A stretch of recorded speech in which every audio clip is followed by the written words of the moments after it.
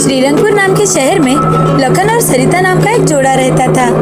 लखन एक छोटी सी फैक्ट्री में मजदूरी का काम किया करता था और सरिता भी घर का काम होने के बाद 2-3 घर का काम कराती थी। जितने भी उन्हें पैसे मिलते उनमें उन दोनों का गुजारा हो जाता था।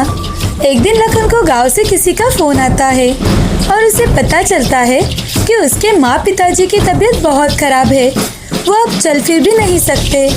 उस दिन दोनों घर पर बहुत सोचते हैं और अपने गांव वापस जाने का निर्णय लेते हैं और दूसरे ही दिन गांव के लिए निकलते हैं। रास्ते से जाते वक्त सरिता लखन से, अजी एक बात कहूँ, माँ पिताजी की तबीयत ठीक नहीं रहती तो हम शहर से वापस तो आ गए, लेकिन गांव में हम क्या करेंगे? गांव जाकर क्या करेंगे मुझे भी नहीं पता, लेकिन सरिता मुझे चाउमीन नूडल्स बनाना बहुत अच्छे से आता है, वही बनाएंगे और लोगों को खिलाएंगे। जी लेकिन ये तो गांव है, यहाँ चाउमीन चलेगा? अरे ऐसे कैसे नहीं चलेगा, एक बार मेरे हाथ के नूडल्स ये लोग खाएंगे तो उंगलियां चाटते रह जाएंगे, देखना तुम। जैसा आपको ठीक लगे। घर जाकर दोनों अपने माँ पिताजी के पैर छूते हैं और उनसे आशीष लेते हैं। लखन माँ पिताजी से, माँ पिताजी आज से हम आपके साथ ही रहेंगे और आपकी सेवा करेंगे। लखन बेटे तुम यहाँ रहोगे तो अपना काम कैसे करोगे बेटा? अरे पिताजी आप उसकी चिंता मत कीजिए, मैं यहीं पर अपना काम शुरू कर रहा हूँ। दूसरे ही दिन लखन ने गांव में चाउमीन की रेडी लगा दी। पूरे दिन लखन की रेडी पर कोई नहीं आया। ऐसे ही 10-12 दिन बीत जाते हैं, लेकिन फिर भी उनकी रेडी पर कोई नहीं आता था। सभी लोग गाड़ी की ओर देखते और बातें बनाते थे। अरे भाई पता नहीं ये लखन क्या लाया है गांव में, क्या बेच रहा है क्या पता, हमें तो उसका ठीक से नाम भी लेना नहीं आता। अरे आइए ना काका, जरा खाकर तो देखिए। लोग लखन की बातें अनसुनी करके वहाँ से चले जाते थे। 10-12 दिन बीत चुके थे, लेकिन एक भी ग्राहक लखन के बनाए नूडल्स खाने नहीं आया था। अब सरिता अपने पति से, अजी आज तो 10-12 दिन बीत चुके हैं हमें यहाँ आए हुए, लेकिन कोई हमारी रेडी की ओर देखता भी नहीं, क्या होगा हमारा? अरे सरिता तुम चिंता मत करो, मैं आज ही मेरे दोस्त श्याम से बात करता हूँ। लखन श्याम का एक दोस्त है जिसके गांव में छोटी सी दुकान है।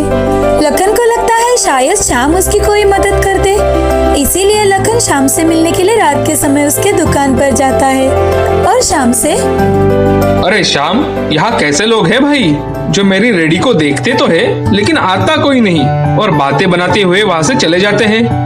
मैं तो बहुत परेशान हो गया हूँ भाई, क्या करूँ कुछ समझ में नहीं आ रहा।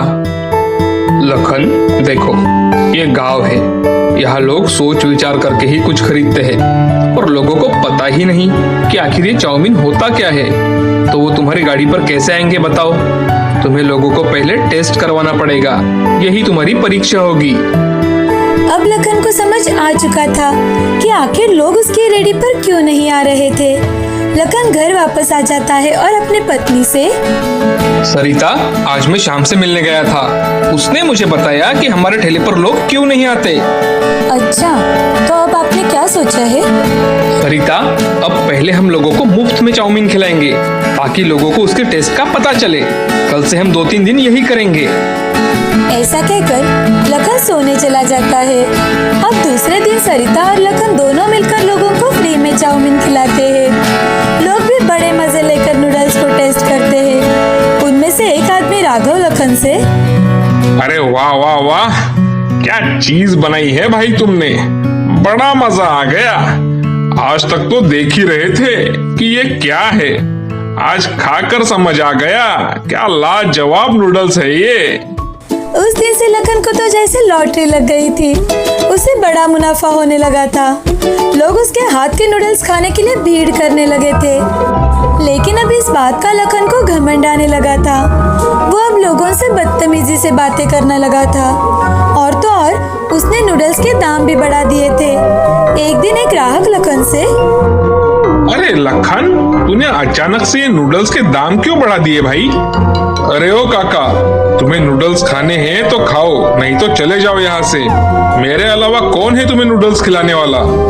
वो ग्राहक पैसे देकर वहाँ से चला जाता है। अब धीरे धीरे उसकी बदतमीजी से बात करने के कारण लोगों का नूडल्स खाने के लिए आना बंद हो गया था। अब फिर से लखन वही आ पहुंचा था जहां से उसने शुरुआत की थी।